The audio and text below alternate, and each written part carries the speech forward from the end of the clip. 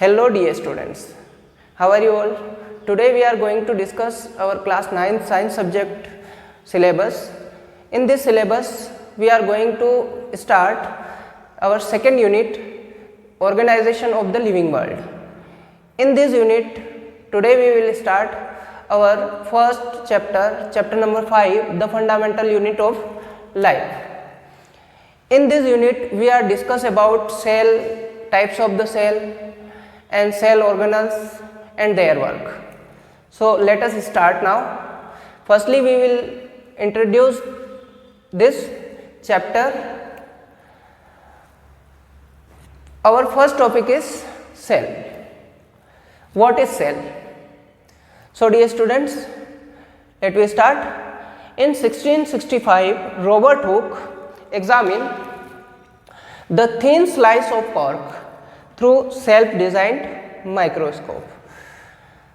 Dear students, do you know about cell? What is the cell?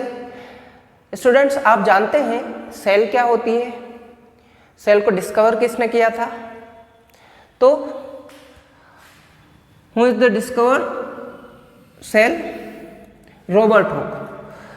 Robert Hooke was discovered the cell in 1665. Robert Hooke ने 1665 में cell को क्या किया था? Discover किया था. Examine the thin slice. किसके ऊपर वर्क किया था उन्होंने? एक थीन स्लाइस के ऊपर वर्क किया था. थीन स्लाइस ऑफ कॉर्क.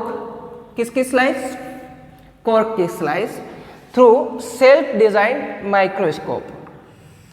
और उन्होंने उस टाइम पे माइक्रोस्कोप तो हुआ नहीं करते थे, तो उन्होंने क्या किया था? सेल्फ डिजाइन एक माइक्रोस्कोप बनाया था और एक थिन स्लाइस के ऊपर, थिन लेयर के ऊपर जो है रॉबर्ट हुक ने क्या किया था? 1665 में एग्जामिन किया था और उसमें क्या पाया था उन्होंने कि जो स्ट्रक्चर जो था वो एक हनीकॉम्ब लाइक स्ट्रक्चर दिखाई दे रहा था. It looks like honeycomb consisting of many little compartment. उन्होंने क्या देखा उस थिन स्लाइस के अंदर? मेनी लिटिल कंपार्टमेंट वहाँ पर देखे, that are looks like honeycomb. उनको वो जो लिटिल कंपार्टमेंट थे वो लिटिल कंपार्टमेंट किस टाइप के दिखाई दे रहे थे? हनीकॉम्ब जो होता है, हनीकॉम्ब समझते हैं आप? हनीकॉम्ब मीन्स जो मधुमक्खी का जो छत्ता होता है उसे ही हम हनीकॉम्ब कहते हैं. तो उसके जैसा स्ट्रक्चर उनको उस कॉर्क के अंदर फाइंड आउट हुआ. ओके डियर स्टूडेंट्स, अब जो लिटिल कंपार्टमेंट थे उन लिटिल कंपार्टमेंट को सेपरेटली उन्होंने क्या कहा? सेल. सेल या फिर अ लिटिल रूम. उन्होंने क्या नाम दिया उसको? सेल और अ लिटिल रूम. तो बहुत सारे हनीकॉम्ब का जो स्ट्रक्चर उन्होंने देखा, उस स्ट्रक्चर के अंदर बहुत सारे लिटिल रूम प्रेजेंट थे या सेल्स प्रेजेंट थी. A living things are compose of cells. Living thing जो होती है, सारे जो लिविंग बींग्स जो होते हैं या लिविंग थिंग जितनी भी होती है, they all are made up of cells. वो सभी जो है किसके बने होते हैं? सेल्स के बने होते हैं. It is a basic unit of life. ये क्या है? एक हमारे लाइफ की सबसे बेसिक यूनिट है, सबसे मेन यूनिट है. जस्ट लाइक सपोज कीजिए कि जैसे आपको एक कंस्ट्रक्शन करना है या हाउस बनाना है, मकान बनाना है, तो हम क्या करते हैं? सबसे मेन इम्पॉर्टेंट थिंग क्या ज़रूरत होती है? हमको ईंटों की ज़रूरत होती है. ओके डियर स्टूडेंट, तो वो ईंटें मिलकर एक कंस्ट्रक्शन यानी ये पूरे एक मकान को या जो भी आप बनाना चाह रहे हैं उस स्ट्रक्चर को बनाती है. उसी टाइप से यहाँ पर जो सेल होती है, बॉडी की जो सेल होती है, वो एक बेसिक यूनिट है. वहाँ पर ईंट जो है वो बेसिक यूनिट है कंस्ट्रक्शन के लिए, लेकिन यहाँ पर बॉडी बिल्डअप करने के लिए बेसिक यूनिट कौन सी है? सेल है. ओके डियर स्टूडेंट, जब रॉबर्ट हुक ने एग्जामिन किया था थिन स्लाइस ऑफ कॉर्क के ऊपर, तो उन्होंने एक सेल्फ डिजाइन माइक्रोस्कोप बनाया था. ये माइक्रोस्कोप उन्होंने बनाया था और इस माइक्रोस्कोप के अंदर उन्होंने वो हनीकॉम लाइक स्ट्रक्चर उन्होंने देखा था। कॉर्क स्लाइड को यहाँ पर उन्होंने स्लाइड्स को इसके ऊपर स्लाइड के ऊपर रखा और स्लाइड के ऊपर रखने के बाद में माइक्रोस्कोप के अंदर उन्होंने इसको देखा तो उनको ये स्ट्रक्चर वहाँ पर फाइंड आउट हुआ। उनको क्या दिखा है, लिटिल कंपार्टमेंट्स। यहाँ पर इसके अंदर बहुत सारे आपको भी स्टूडेंट दिख रहे होंगे कि लिटिल कंपार्टमेंट बहुत सारे यहाँ पर उनको दिखाई दिए, या हम इसको सेल्स भी कह सकते हैं, सेल भी कह सकते हैं। ये सारे लिटिल कंपार्टमेंट जो है क्या है, सेल है। ओके डियर स्टूडेंट, तो ये स्लाइड यहाँ पर उन्होंने फिट की और उसके अंदर उसके ऊपर जो है माइक्रोस्कोप उन्होंने स्टैंड के ऊपर लगा दिया और उसके अंदर उन्होंने उस स्ट्रक्चर को, हनीकॉम स्ट्रक्चर को उन्होंने फाइंड आउट किया। ओके डियर स्टूडेंट, इस तरीके से 1665 में रॉबर्ट हुक ने सबसे पहले क्या किया, सेल को डिस्कवर किया। Now after that they are examined on the cells of an onion और plant peel। जब प्लांट पील और ओनियन का जो पील, जो छिलका होता है, उसके ऊपर एग्जामिन किया गया और उसको उसकी पील को जो है स्लाइड के ऊपर रखा गया और स्लाइड के ऊपर रखकर उसको माइक्रोस्कोप से जब देखा गया तो उसके अंदर ये स्ट्रक्चर फाइंड आउट किया गया। और जब इसको और मैग्नीफाई किया गया तो उनको क्या स्ट्रक्चर यहाँ पर फाइंड आउट हुआ कि उनको सेल के अंदर, यहाँ तो साइटोप्लाज्म और न्यूक्लियस ही दिखाई दे रहे थे, बट उसको मैग्नीफाई किया तो उन्होंने पाया कि जो प्लांट की जो सेल होती है उसके अंदर एक एक्स्ट्रा स्ट्रक्चर प्रेजेंट होता है जिसे क्या कहते हैं, सेल वॉल। लेकिन ये एनिमल सेल के अंदर एब्सेंट होता है cell wall.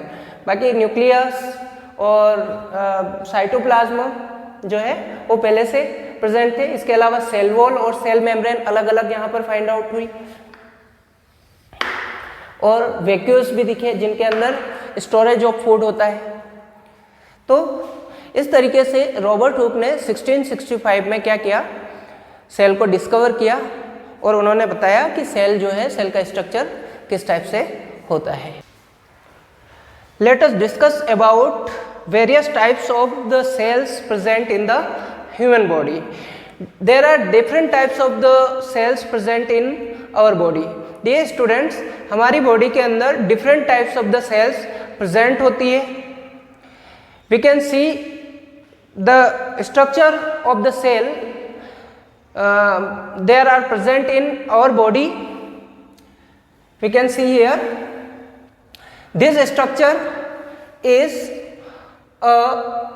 our blood cells. ये स्ट्रक्चर जो है ये हमारे बॉडी के अंदर जो ब्लड होता है उस ब्लड की सेल्स का स्ट्रक्चर है। This structure is of our body bones cells. हमारी बॉडी के अंदर जो बोन सेल्स होती है उन सेल्स का ये स्ट्रक्चर है। इस टाइप की बोन सेल्स हमारे बॉडी के अंदर प्रेजेंट होती है। This structure is of our muscle cells. हमारी मसल सेल्स जो होती है उन मसल सेल्स का ये स्ट्रक्चर है। इस टाइप की मसल सेल्स हमारी बॉडी के अंदर पाई जाती है। This structure is of neuron cell. ये स्ट्रक्चर जो है ये न्यूरॉन सेल का है। It is present in our nervous system. हमारे नर्वस सिस्टम के अंदर ये प्रेजेंट होता है और ये कॉन्शियसनेस का वर्क करता है। This structure is present in our reproductive system. ये हमारे रिप्रोडक्टिव सिस्टम के अंदर प्रेजेंट होता है। It is present in female body और female reproductive system only. That is a ovum cell. ये ओवम सेल है और ये फीमेल के अंदर एज अ रिप्रोडक्टिव यूनिट की तरह या रिप्रोडक्टिव सेल की तरह वर्क करता है। It is present in only human female body. It is our fat cell. ये हमारी फैट सेल है, फैट सेल का स्ट्रक्चर है। And that is the last sperm cell. It is a reproductive unit of human male body. It is present in human male reproductive system. ये male reproductive system के अंदर present होता है और ये एक रिप्रोडक्टिव यूनिट या रिप्रोडक्टिव सेल की तरह वर्क करता है जो कि केवल मेल रिप्रोडक्टिव सिस्टम के अंदर होता है। Now let us discuss about types of organism on the basis of number of cell. Different number different cell के नंबर्स के बेसिस पर ऑर्गेनिज्म जो है वो डिफरेंट टाइप्स के होते हैं, हम यहाँ पर डिस्कस करेंगे। Late us discuss about first type unicellular organism. पहला टाइप क्या है? Unicellular organism. क्या होते हैं unicellular organism? It is a single celled organism. ये कौन से होते हैं? एक सिंगल सेल ऑर्गेनिज्म होते हैं, ये सिंगल सेल के बने होते हैं। Single celled organism, all functions perform by single cell. यहाँ पर ऑल फंक्शन जो है, सारे जो फंक्शंस है वो किस में होते हैं? एक ही सिंगल सेल के अंदर फॉर्म होते हैं। And it is life span is short. इनकी जो लाइफ स्पेन जो होती है वो शॉर्ट होती है। लाइफ स्पेन क्या होती है? Life span the period from birth to the natural death. किसी भी ऑर्गेनिज्म का बर्थ से नेचुरल डेथ तक का जो समय है वो लाइफ स्पेन कहलाता है। What is the example of unicellular organism? Amoeba, bacteria, paramecium etcetera. Amoeba, bacteria, paramecium all are the unicellular organism. Now let us discuss about multicellular organism. Multicellular organism क्या होते हैं? मल्टी मीन्स बहुत सारे, cellular means cells. तो multicellular organism क्या होते हैं? It consist large number of cell. इनके अंदर लार्ज नंबर्स में सेल्स पाई जाती है, मीन्स एक से ज़्यादा सेल्स इनके अंदर पाई जाती है। Different cells perform different functions. यहाँ पर डिफरेंट सेल्स, यहाँ पर बहुत सारी सेल्स प्रेजेंट होती है, तो यहाँ पर जितने भी डिफरेंट सेल्स जो बॉडी के अंदर होती है वो सभी डिफरेंट फंक्शंस को शो करती है। जैसे हमने देखा था कि ह्यूमन बॉडी के अंदर various types of the cells present होती है। जैसे ब्लड सेल जो है वो ब्लड को बनाने का काम करती है, बोन सेल जो है बोन को फॉर्म करने में काम करती है, मसल सेल मसल को बनाने में काम करती है, वैसे ही नर्व सेल कॉन्शियसनेस में हेल्प करती है। तो डिफरेंट सेल जो है वो डिफरेंट फंक्शंस को शो करती है। What is the example? Sorry, and it's life span is long. इनकी जो लाइफ स्पैन होती है वो क्या होती है? लॉन्ग होती है। मीन्स यहाँ पर जो लाइफ स्पैन थी वो शॉर्ट थी, लाइफ स्पैन यहाँ पर इनकी लंबी होती है, बड़ी होती है। लाइफ स्पैन क्या होता है कि जो किसी ऑर्गेनिज्म का जन्म से लेकर नेचुरल डेथ तक का जो टाइम पीरियड है वही लाइफ स्पैन कहलाता है।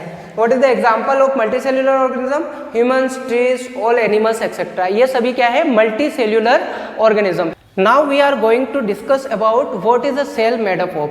अब हम सेल किसकी बनी हुई होती है उसके बारे में डिस्कस करेंगे। Every single cell do basic functions. हर एक जो सिंगल सेल होती है कुछ बेसिक फंक्शंस को शो करती है, जैसे exchanges of gases, digestion, absorption etcetera, है ना। गैसेस का एक्सचेंज करना, डाइजेशन और एब्जॉर्प्शन, ये कुछ बेसिक फंक्शन को हर एक सेल जो है वो परफॉर्म करती है। There are main component of the cell. Cell के मेन कंपोनेंट कौन कौन से?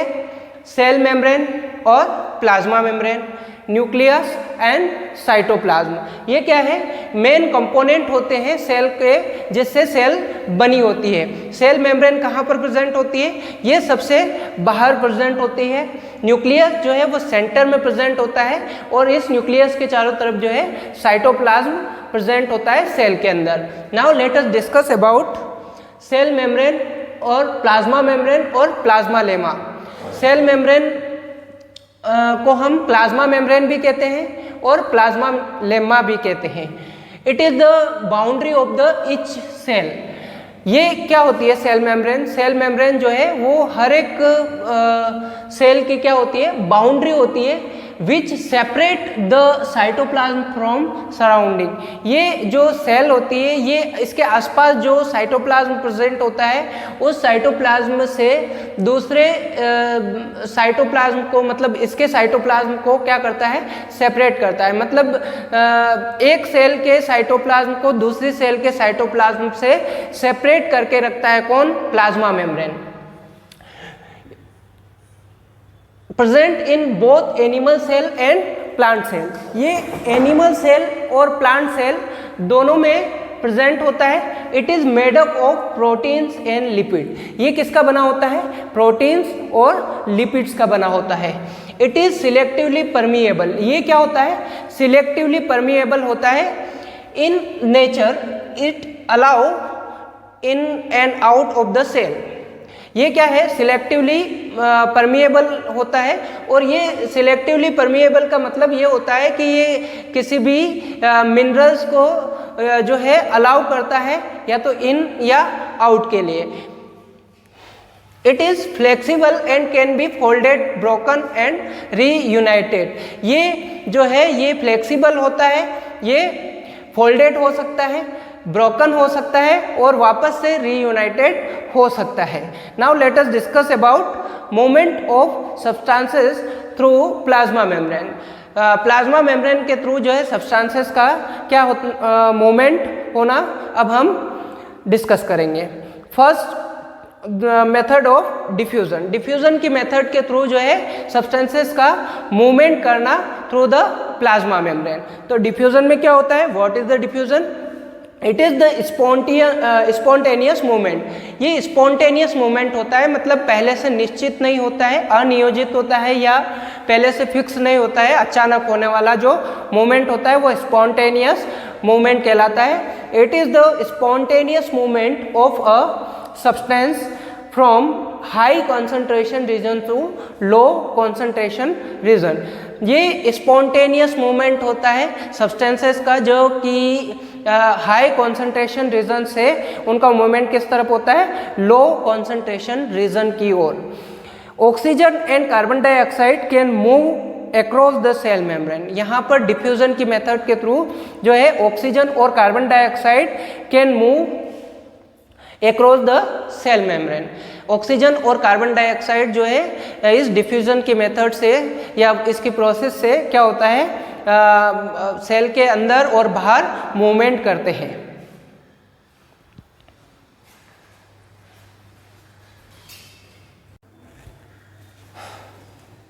Second method is osmosis. Osmosis में क्या होता है कि हमारा जो कंसेप्ट है हायर कॉन्सेंट्रेशन से लोअर कॉन्सेंट्रेशन, वो इसमें भी सेम रहेगा जैसा कि डिफ्यूजन में हो रहा था। The movement of water molecules through plasma membrane called osmosis और डिफ्यूजन ऑफ सॉल्वेंट। इसमें क्या होता है कि वाटर के मॉलिक्यूल का मूवमेंट होता है। जैसे डिफ्यूजन में क्या हो रहा था कि गैसेस के मॉलिक्यूल जैसे कार्बन डाइऑक्साइड और ऑक्सीजन के मॉलिक्यूल जो है डिफ्यूजन की मेथड में क्या होता है, एक्सचेंजेस होते हैं गैसेस का। और इसमें क्या होता है, वाटर मॉलिक्यूल का एक्सचेंजेस होता है थ्रू द प्लाज्मा मेम्ब्रेन। तो यहाँ ये एक सेल है, सपोज कीजिए ये सेल है और ये इसका न्यूक्लियस है। और सपोज कीजिए कि वाटर का मॉलिक्यूल का कंसंट्रेशन यहाँ पर अंदर की ओर ज़्यादा है, हायर कंसंट्रेशन है, तो वाटर के मॉलिक्यूल जो है वो सेल से बाहर की ओर जाएंगे। और सपोज कीजिए कि बाहर जो है कंसंट्रेशन ज़्यादा है तो वाटर के मॉलिक्यूल जो है वो सेल के अंदर आएंगे। तो यहाँ पर अलग अलग कंडीशन यहाँ पर डेवलप होगी ऑस्मोसिस में। तो हम देखते हैं कि क्या होता है जब किसी सेल को वाटर या शुगर सॉल्यूशन या सॉल्ट सॉल्यूशन के अंदर रखा जाता है तो अलग अलग कंडीशन डेवलप होती है। What happens when cell put in water solution और शुगर और सॉल्ट सॉल्यूशन। सो यहाँ पर 3 कंडीशन डेवलप होती है। First condition, in the first condition कि जब वाटर के मॉलिक्यूल का कंसंट्रेशन सेल के अंदर ज़्यादा होता है और बाहर कम होता है, तो इस कंडीशन में सेल के अंदर से वाटर के मॉलिक्यूल जो है बाहर की ओर मूवमेंट करेंगे और सेल जो है, सेल का स्ट्रक्चर चेंज हो जाएगा। मतलब सेल जो है वाटर को लॉस कर देगी और सेल जो है वो श्रिंक हो जाएगी। सेकेंड कंडीशन डेवलप होगी जिसमें बाहर और अंदर की ओर वाटर के मॉलिक्यूल का कंसंट्रेशन सिमिलर होता है, इक्वल होता है। तो इस कंडीशन में सेल के स्ट्रक्चर में कोई चेंजेस नहीं होता है। और थर्ड कंडीशन होती है जिसमें वाटर के मॉलिक्यूल का कंसंट्रेशन सेल के बाहर ज़्यादा होता है जबकि अंदर कम होता है। तो इस कंडीशन में वाटर के मॉलिक्यूल जो है मूवमेंट करेंगे बाहर से अंदर की ओर। ओके डियर स्टूडेंट, अब इन कंडीशंस को अच्छे से समझने के लिए हम देखेंगे types of solution on the basis of concentration. Concentration के बेस पर सॉल्यूशन के types. First, hypertonic solution. Concentration of solution outside the cell is less than inside the cell. जब सेल का कंसंट्रेशन कहाँ से, जो सेल के बाहर से ज़्यादा सेल के अंदर हो, तो इस कंडीशन में क्या होता है, due to this cell lose water and shrink. जब सेल के अंदर जो कंसंट्रेशन होता है वो कंसंट्रेशन ज़्यादा होता है कंपैरिजन टू बाहर जो कंसंट्रेशन, सेल के बाहर जो कंसंट्रेशन होता है उससे जब ज़्यादा कंसंट्रेशन सेल के अंदर होता है, तो इस कंडीशन में सेल जो है क्या करती है, वाटर को लूज करती है। और इस कंडीशन में क्या होता है, जब वाटर सेल से बाहर आएगा तो सेल क्या होगी, श्रिंक होगी। Second, isotonic solution, equal concentration outside and inside the cell. इसमें क्या होता है आइसोटोनिक सॉल्यूशन में कि सेल के बाहर और सेल के अंदर दोनों तरफ कंसंट्रेशन जो है वो इक्वल होता है, बराबर होता है। Due to this cell gain equal amount of water which is loose.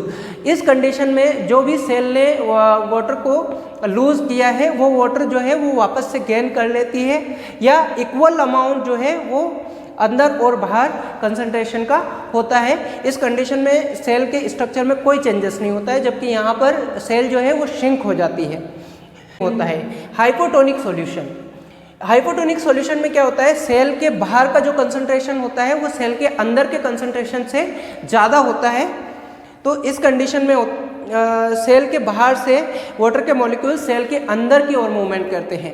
Concentration of solution outside the cell is more than inside of cell. इस कंडीशन में सेल के बाहर कंसंट्रेशन वाटर के मॉलिक्यूल का ज़्यादा होता है और अंदर की ओर कम होता है, inside of cell. Due to this cell gain water,